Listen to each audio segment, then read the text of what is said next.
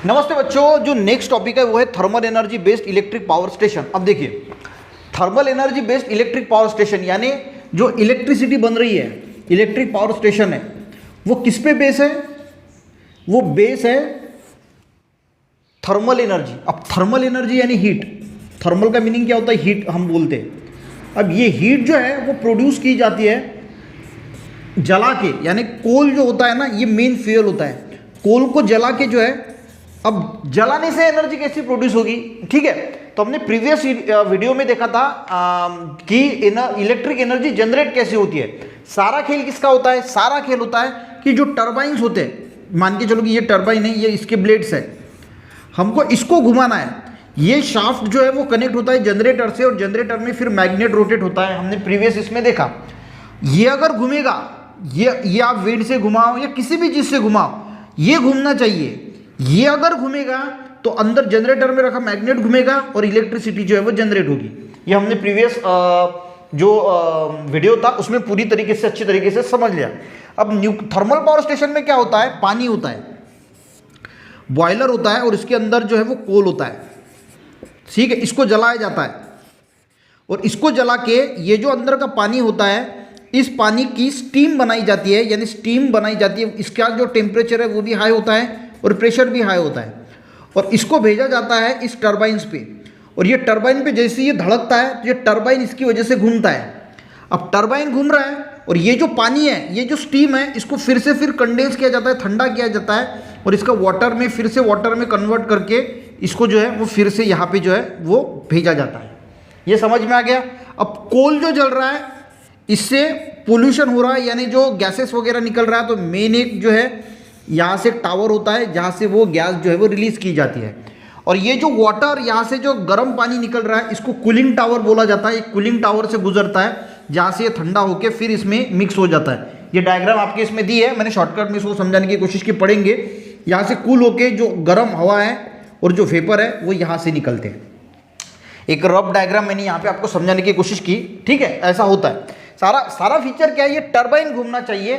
Thermal power station में, thermal power energy में कोल को गर्म, कोल के इस्तेमाल करके, फ्यूल एज इस्तेमाल करके पानी जो है वो पानी की भाप बनाई जाती है, और इस पर ये टरबाइन जो है वो घुमाया जाता है। उस भाप को हाई प्रेशर से और हाई टेम्परेचर से इस टरबाइन पे छोड़ा जाता है, जिसकी वजह से टरबाइन घूमता है और यहाँ पे जनरेटर इलेक्ट्रिसिटी जनरेट करता है। देखिए, मैं आपको पढ़ूंगा तो और भी चीज़ें जो है वो अच्छी तरीके से आपको क्लियर हो जाएंगी।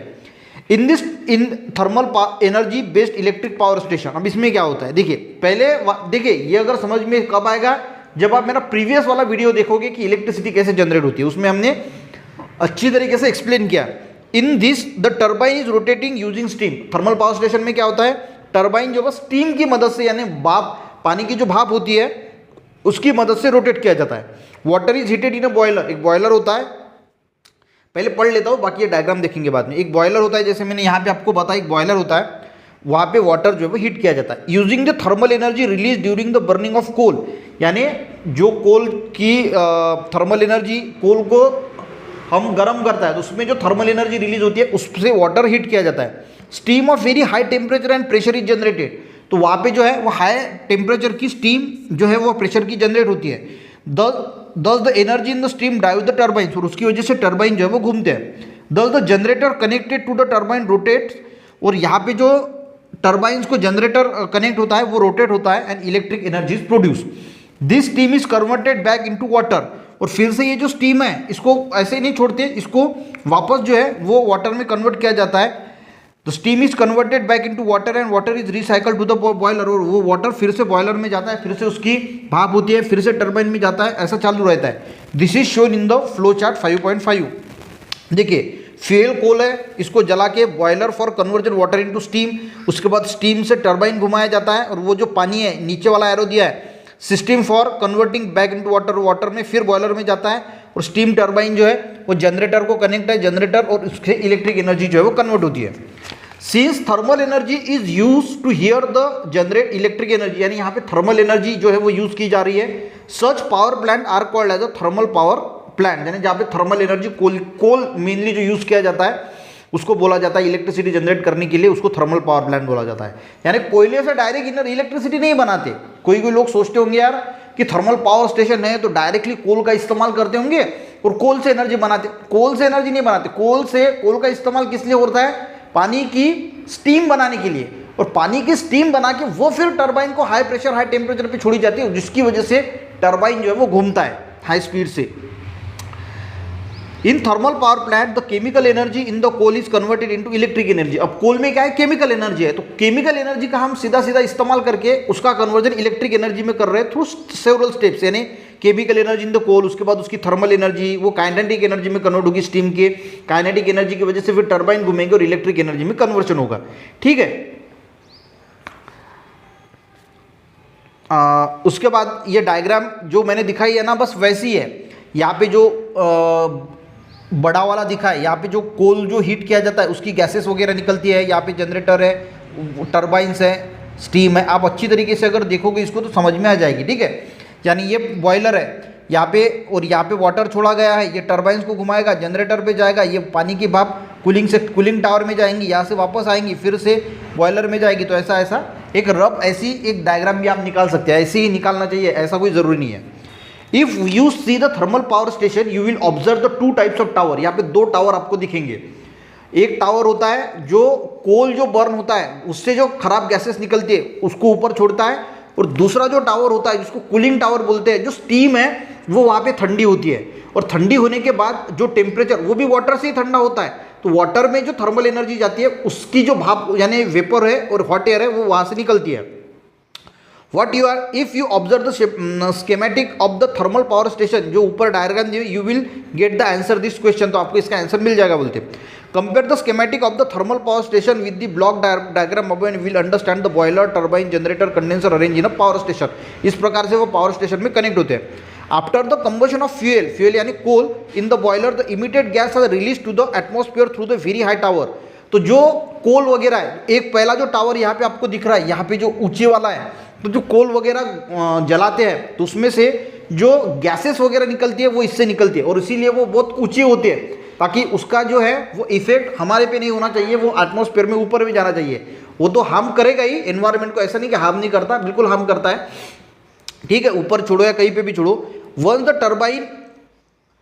The turbine is rotate using the steam. अब जब वो स्टीम का यूज करके रोटेट होता है turbine at a high temperature and pressure, the steam temperature and pressure decreases. देखिए, जब वो स्टीम टरबाइन को रोटेट करती है और जाती है फिर, तो स्टीम का टेम्परेचर और प्रेशर कम हो जाता है, तो टेम्परेचर प्रेशर कम हो जाता है। This steam is converted back into water. तो वो स्टीम ऐसी नहीं छोड़ी जाती, उसको फिर से ठंडा करके पानी में कन्वर्ट किया जाता है by taking out the heat from the cooling it. तो कूलिंग टावर में उसका टेम्परेचर खींच लिया जाता है, उसको ठंडा किया जाता है, पानी में कन्वर्ट किया जाता है, और फिर से वो बॉयलर में छोड़ा जाता है। तो ये जो ठंडा करने की जो प्रोसेस है, उसमें से जो वेपर निकल रही है, हॉट एयर निकल रही है, वो कूलिंग टावर से रिलीज होती है, that is cooling it. This is done in the condenser using water in the cooling tower. तो कूलिंग टावर में भी कंडेंसर यूज किया जाता है। कंडेंसर यानी क्या? वाटर का इस्तेमाल किया जाता है। The water in cooling tower is circulated through the condenser. तो कंडेंसर के यहाँ पे वाटर जो है वो सर्कुलेट किया जाता है। Heat energy in the steam is given to the water. तो जो हीट एनर्जी है, जो स्टीम को ठंडा कर रहे हैं ना हम, तो वो जो हीट एनर्जी है वो उस कंडेंसर के वाटर में आ जाती है, and the steam condense back to water. और स्टीम जो है वो वाटर में कन्वर्ट हो जाती है। Heat absorb by water. जो कंडेंसर में जो कंडेंसर है, यहाँ पे मान के चलो कि ये कंडेंसर है, यहाँ पे पानी है, तो यहाँ पे स्टीम आ रही है, स्टीम का पानी में कन्वर्ट हुआ क्योंकि यहाँ का टेम्परेचर कम है। तो ये जो वाटर जो है वो यहाँ पे हीट जो है वो एब्जॉर्ब करती है। Heat energy in the steam is given to water and steam condensed back to water. The heat absorbed by water is then released to atmosphere through the vapor.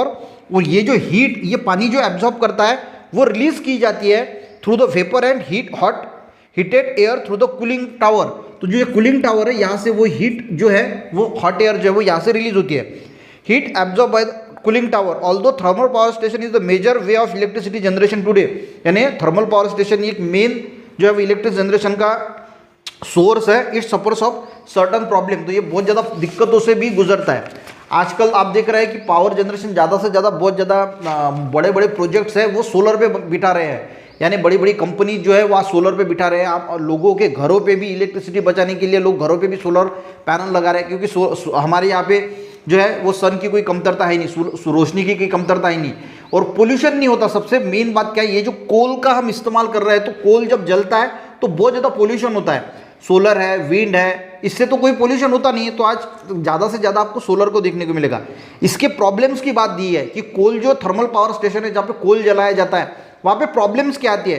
तो पहली तो प्रॉब्लम है कि भाई इसमें से हार्मफुल गैसेस निकलते हैं। सल्फर डाइऑक्साइड है, कार्बन डाइऑक्साइड है, कार्बन मोनोऑक्साइड है, अलग अलग प्रकार के गैसेस निकलते हैं और उसकी वो हमारे लिए हार्मफुल है, यानी एनवायरनमेंट के लिए तो हार्मफुल है। ये ऑक्सीजन, ओजोन डिप्लेशन होता है, ग्रीन हाउस इफेक्ट है, वो तो सारी चीज़ें हैं, पर ह्यूमन हेल्थ के लिए भी बहुत दिक्कतों का सामना करना पड़ता है।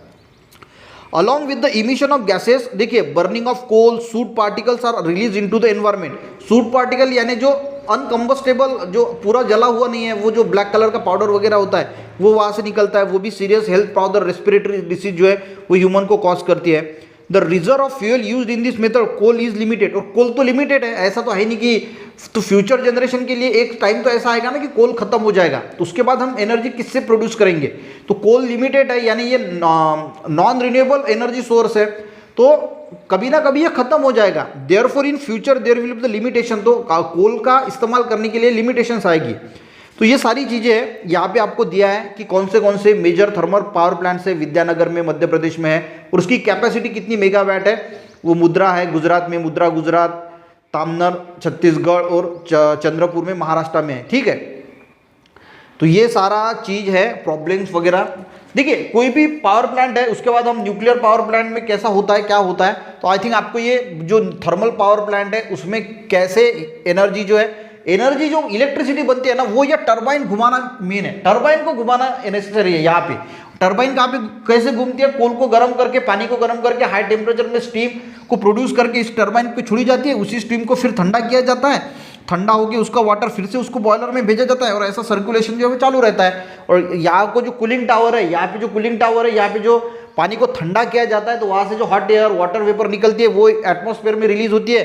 कोल जो जलता है वो इस टावर से, जो गैसेस है इमिटेड, जो हार्मफुल गैसेस है वो इस टावर से रिलीज होती है। तो ये थर्मल पावर स्टेशन का एक स्कीमेटिक डायग्राम या फिर एक्सप्लेनेशन है। अच्छा लगा, समझ में आया, एक लाइक जरूर करना बच्चों, अपने दोस्तों को भी शेयर करना, चैनल में बच्चों ने जरूर सब्सक्राइब करना। मिलते हैं नेक्स्ट वीडियो में, तब तक के लिए जय हिंद।